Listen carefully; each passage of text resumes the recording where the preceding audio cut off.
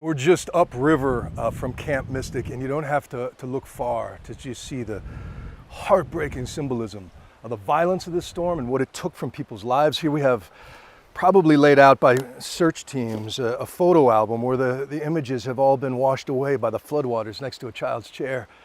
And then framing it above, look at the canoe bent around that tree, a good 30, 40 feet in the air. The hydrology in these canyons, of course, have been dangerous for decades. We've known that, but the planet is so much warmer now, and we're seeing in real time that these rain bomb events and the ensuing deadly flash floods are becoming even more violent. And for example, here, if you look at Camp Mystic, about 8 of their structures were inside FEMA's most dangerous floodplain there. But if you use a map used by the First Street Foundation, that number jumps to 17 buildings because FEMA does not account for flash flooding. So First Street Foundation does take into account these modern phenomenon, and as a result, it doubles the number of Americans who are at risk of these kinds of flooding events. And not just in hill country of Texas or the Southwest deserts, but cities like New York, where a big chunk of folks live in flood zones unwittingly, people in basements most vulnerable, because the dynamics there are the same as a canyon or arroyo. It's that water rushing on hard surfaces faster than you can run and bringing such destruction in its path.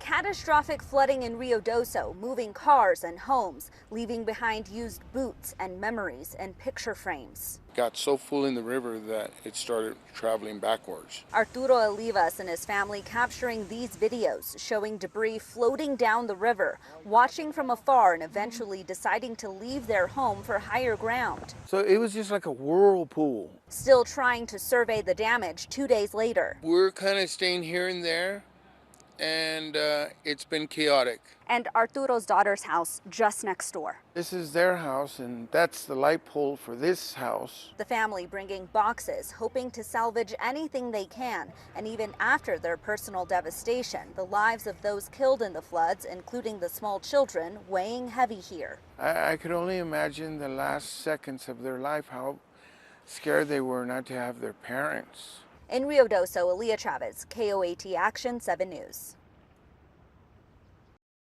You know, the power of water is pretty amazing, but still, I can't fathom it. What was once a narrow, beautiful pond in front of Philip Young's home is now a cliff with no safe way of getting across. A couple of friends are visiting him from Florida. What was supposed to be a one-night stay turned into a different adventure. The water washed over the driveway and just pushed all the trees and everything, and it just uprooted. This is what happened. It was pretty shocking when I walked around here for the first time. Although you'll see Young in our interview, it could only be done through the phone and our Zoom lens due to safety. Young says conditions on Wednesday looked normal at first. Then into the night, water started rushing in a way he's never seen before. We had a lot of rain, obviously. This beautiful pond was fed by 2 creeks on either side of my house. And the water, it was like, I've never seen anything like it, the amount of water that's come through here.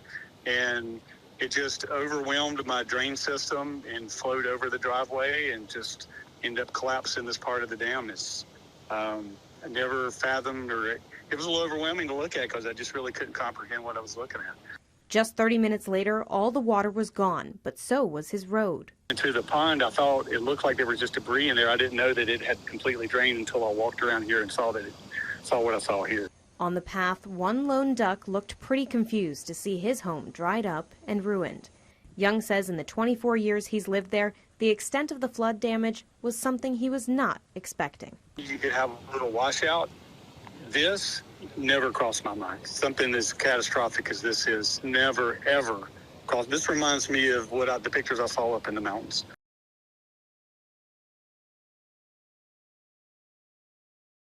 Hazy skies have swallowed skylines.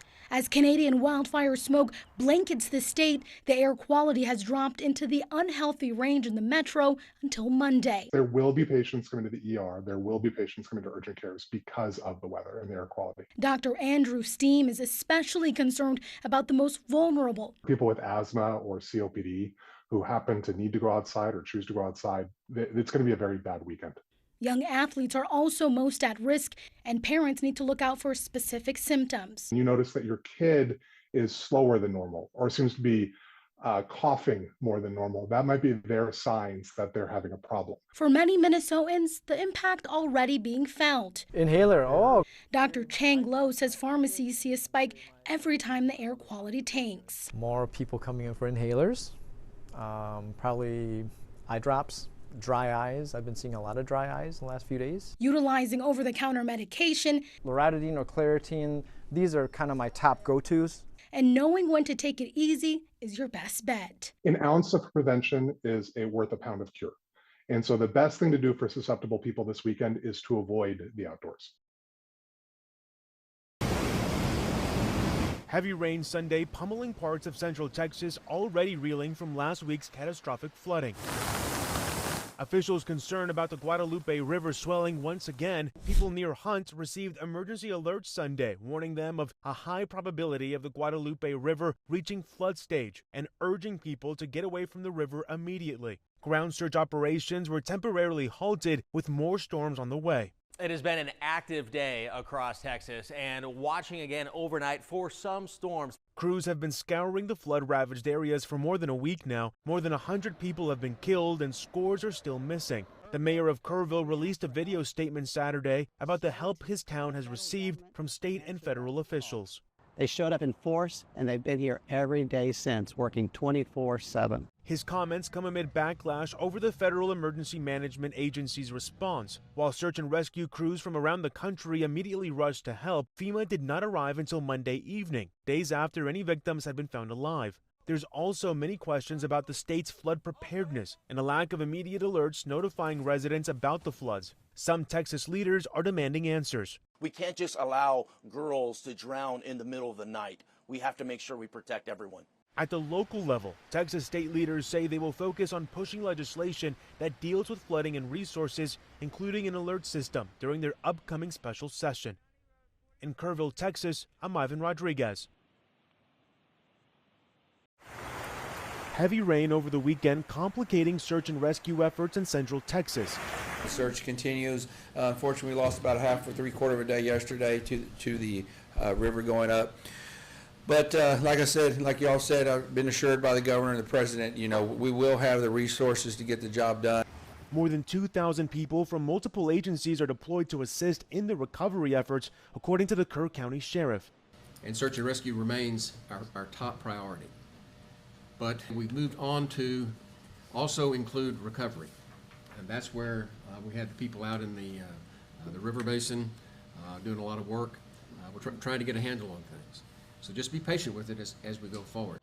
As the community grapples with the July 4th flooding that killed more than 130 people, including 27 campers and counselors at Camp Mystic in Hunt, Texas, messages of appreciation and concerns over rebuilding continue. I would love to have the ability to understand where businesses can look for assistance. Ourselves, we lost several $1 million in this disaster, as well as everybody else. This tragic event has proven the greatness of humanity. Please pray for the families who were affected. Thank you for blessing Kerr County with kind hearts and love of mankind.